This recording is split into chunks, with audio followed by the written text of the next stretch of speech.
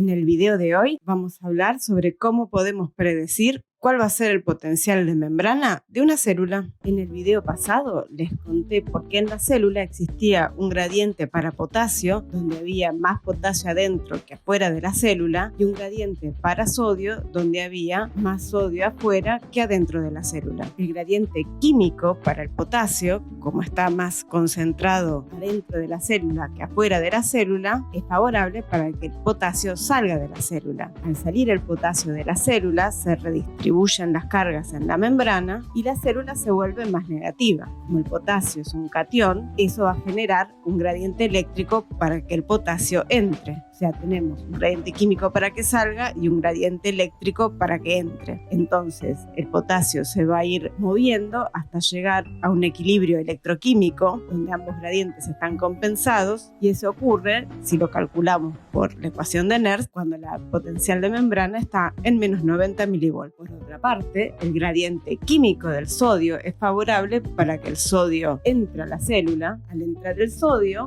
se produce una redistribución de cargas en la membrana, volviendo el potencial de membrana más positivo. Como el sodio es un catión, si la potencial de membrana está más positivo, va a tener menos fuerza para entrar. La ecuación de Nernst para el sodio nos dice que el equilibrio entre la fuerza eléctrica y la fuerza química para el sodio se logra si el potencial de membrana de la célula está a más 65 milivolts. O sea que el punto de equilibrio del sodio no tiene nada que ver con el punto de equilibrio del potasio.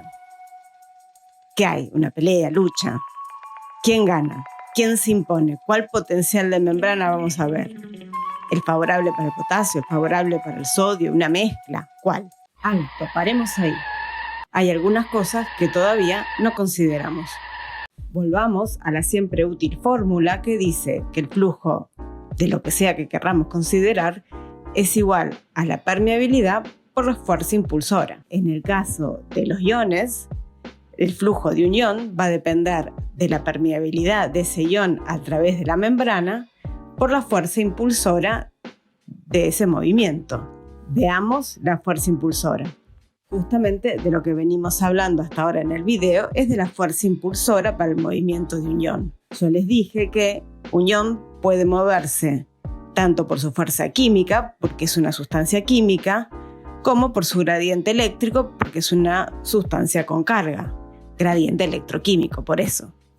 Y dijimos que el ion busca llevar el potencial de membrana de una célula a su potencial Nernst. Entonces, uno puede decir que la fuerza impulsora para el movimiento de un ion es la diferencia que hay entre el potencial de membrana que tiene una célula y su potencial de equilibrio Nernst. Por eso escribimos como Bm, potencial de membrana, menos el equilibrio Nernst para un ion. Por supuesto, uno calcula una fuerza impulsora para cada ion por separado. Para que sea más simple, pongamos el ejemplo del potasio. La fuerza impulsora para el potasio sería entonces el potencial de membrana menos el equilibrio Nernst del potasio, que para las concentraciones que habitualmente se encuentran en la célula sería de menos 90 milivolts. Por ejemplo, si la membrana tuviera en un determinado momento un potencial de membrana de 0 milivolts, entonces la fuerza impulsora para el potasio sería de más 90 milivolts. Eso, en última instancia, nos daría una fuerza impulsora para que los iones potasio salgan de la célula. Pero, si en otro momento la membrana de la célula tuviera un potencial de membrana de menos 90 milivolts, igual que el potencial de equilibrio del potasio, entonces la fuerza impulsora para potasio sería de 0 milivolts. Entonces, como no hay fuerza impulsora, no observaríamos movimiento neto de iones potasio. ¿Y qué pasa con la permeabilidad? La permeabilidad nos dice qué tan probable es que un ion potasio o un ion sodio puedan atravesar la membrana. Para eso, pongamos una lupa en la membrana y miremos un poquito más qué es lo que hay ahí. Recordemos que las membranas celulares están formadas por fosfolípidos. Los fosfolípidos tienen una cabeza polar y unas colas no polares que se ubican formando una bicapa. Esta membrana tiene características particulares. Una es que es muy aislante en el centro y las cabezas polares la hacen funcionar como un capacitor y por eso es que tiene la capacidad de redistribuir cargas en ambos lados de la bicapa. Si extendemos esta bicapa lipídica todo a lo largo del límite de la célula, vamos a tener divididos el compartimiento extracelular del intracelular. Una propiedad importante de las membranas lipídicas es que si solo tenemos membrana lipídica, los iones no pueden atravesarla. Por lo tanto, más allá de que tengamos una enorme fuerza impulsora para que los iones se muevan, por ejemplo en este caso el sodio y el potasio, si solo hay membrana lipídica, no hay manera de que sean permeables y se puedan mover de un lado a otro de la membrana. Volviendo a la fórmula del flujo igual a permeabilidad por fuerza impulsora, si no hay nada en la bicapa lipídica que nos permita el flujo de los iones, quiere decir que la permeabilidad va a ser igual a 0. Por lo tanto, si tengamos una fuerza impulsora enorme, en estas condiciones no va a haber ningún flujo posible de ningún ion. Justamente, evolutivamente, las células quedan divididas del espacio exterior con una bicapa absolutamente impermeable, salvo las cosas que son lípidos, y entonces después expresa proteínas que la atraviesan, proteínas integrales se llaman, para regular qué sustancias pueden atravesar la membrana y entrar a la célula o bien salir de la célula.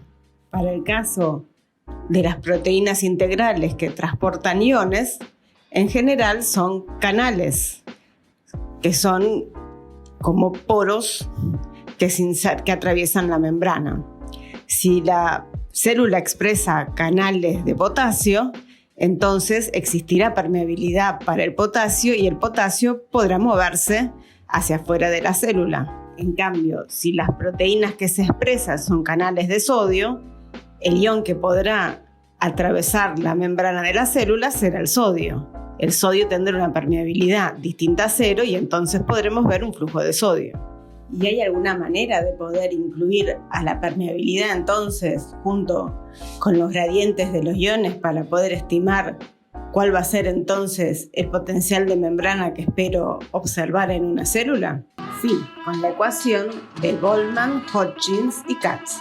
La ecuación de Goldman se parece a la ecuación de Nernst, pero toma en cuenta la permeabilidad de los iones. Y muy importante, no es una ecuación de un estado de equilibrio. Empecemos por escribir la ecuación de Nernst. Ahora, multipliquemos la concentración extracelular e intracelular del ion que estamos considerando por su permeabilidad. Ahora, para cada ion que querramos considerar, hagamos la suma de la permeabilidad por la concentración de los iones. Para que sea más claro, pongamos como ejemplo potasio y sodio, que es lo que queríamos averiguar desde un principio. Fíjense que tenemos una ecuación donde incluimos la permeabilidad del potasio por la concentración extracelular de potasio, más la permeabilidad del sodio por la concentración extracelular del sodio, y dividimos por la permeabilidad del potasio por la concentración intracelular de potasio, más la permeabilidad del sodio por la concentración intracelular de sodio. Las concentraciones ya las conocemos, pero ¿qué pasa con la permeabilidad?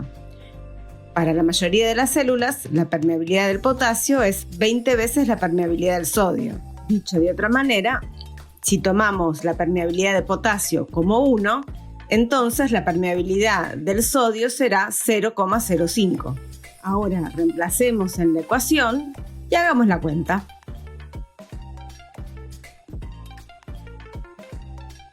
Ya está.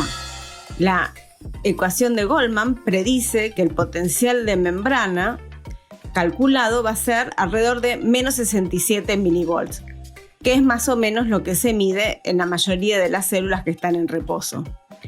Fíjense que está cerca del potencial de equilibrio del potasio, sin llegar al potencial de equilibrio del potasio, y bastante lejos del potencial de equilibrio del sodio, lo cual tiene bastante lógica porque la célula es muy permeable al potasio y solo un poquito permeable al sodio. Pueden encontrar la ecuación de Goldman teniendo en cuenta también al cloro.